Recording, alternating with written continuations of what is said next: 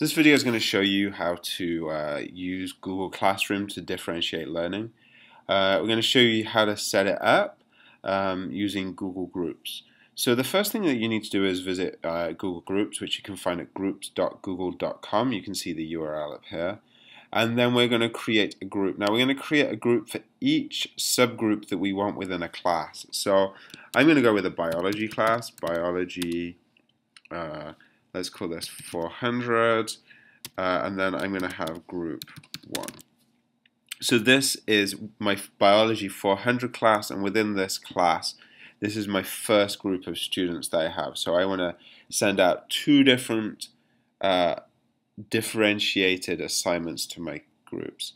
So the important part here is that I copy this address here. So I'm this biology-400-group-1 at googlegroups.com. If you want to be able to send emails out to the members of this group, then you're going to need this address. So you might want to copy this, save it somewhere, keep it safe. If you're not interested in using email, you don't need it. So I'm going to create my group. It always asks me to verify what I'm doing, so I'm not a robot. And then I want to invite people to join my group. So I'm going to create, I've got student 1 at my address. And I'm going to add this student. I'm going to write welcome. So I'm going to send this invite. Now I can add 10 students into this email address box here. So student 1, student 2, student 3, and you can start just typing their names. So Sam Jones, who is another user of mine, I can add Sam Jones in here. And as you start typing, that student should start to appear in the as you type. So again, you can start typing those into the box. So I'm now going to send an invite to these two students, and again, it's going to ask me to verify. And so that's now sent an invitation to those two people. Now I can alternatively directly add those members to my group. So I don't have to invite them, I can force them to be a member.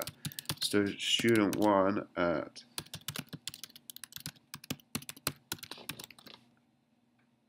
and welcome, and I can click add. So because I've already invited them, I can view what status this person has in my invites here. So I can resend my invitation, I can revoke my invitation, so I can do different things here. So I'm going to actually revoke those invitations and directly add them here. So this will show you a different way of doing this.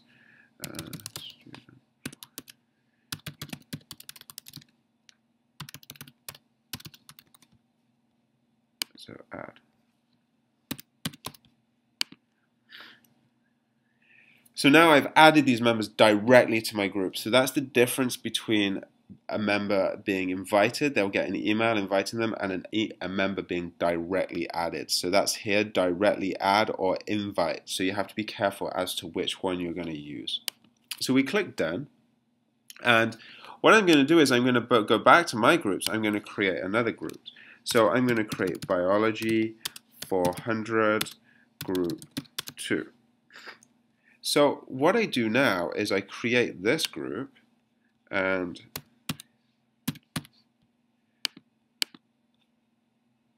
I typed that in wrong, P-R-O-G-D. So I'm going to click OK. So I'm going to go to my groups and choose biology 400 group 2, but underneath I'm going to click on manage here. So when I click on manage, I'm going to be able to directly add my members. So to this group I'm going to add student 2.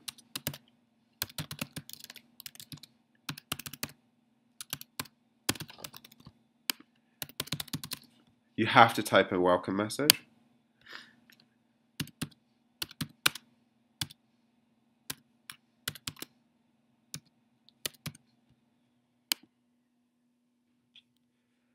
And I click done. So now in my groups, I have two groups. I have Biology 400 Group 1 and Biology 400 Group 2. So I'm done with my groups. So when I go to Classroom, I'm going to create a new class, and I'm going to call this Biology 400. And then down in Section, I'm going to call this Group 1.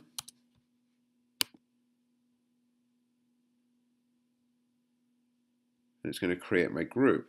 Now when I go to Students, I can invite students. And when I go to Groups, I can choose one of my groups. So here I did Biology 400 Group 1. I click on this. I choose all the people. I don't want to invite myself. And I invite these students.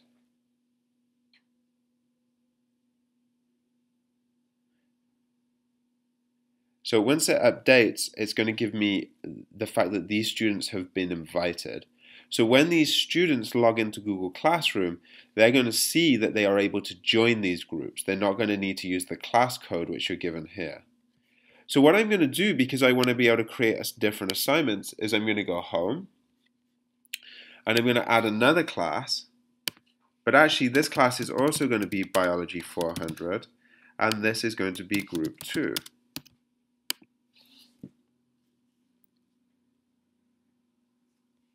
So here I'm going to go to Students, I'm going to invite my students, I'm going to go to Groups, and I'm going to choose Group 2, and I'm going to choose the student that I want to be a member of this group.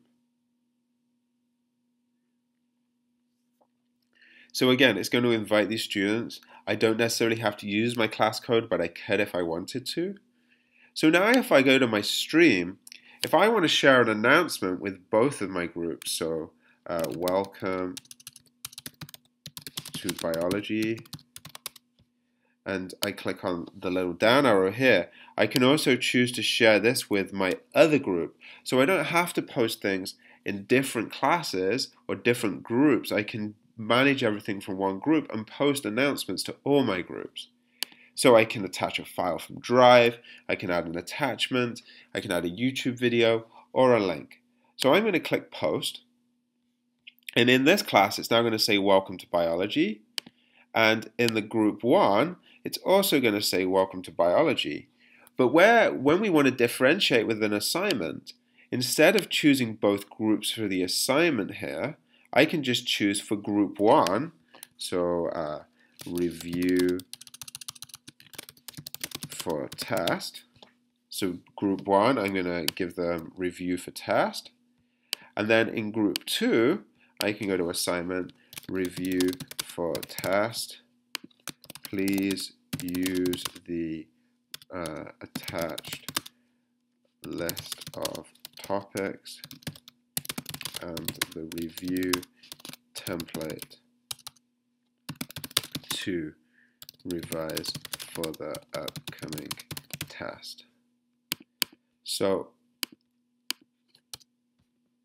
I can now attach a file from Drive, assign this.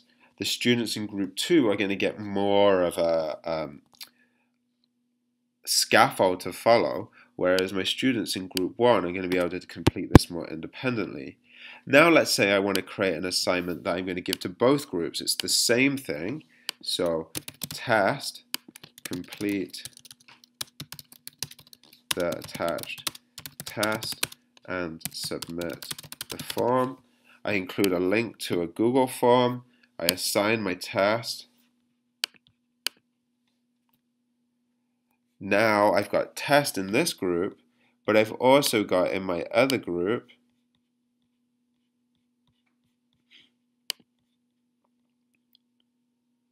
the test in this group as well. So I can cross post across groups, or I can post individualized topics to one group. So you can see all of your groups on the side here. So the key is to give them the same group name, but to have the same class name, but to have different group names.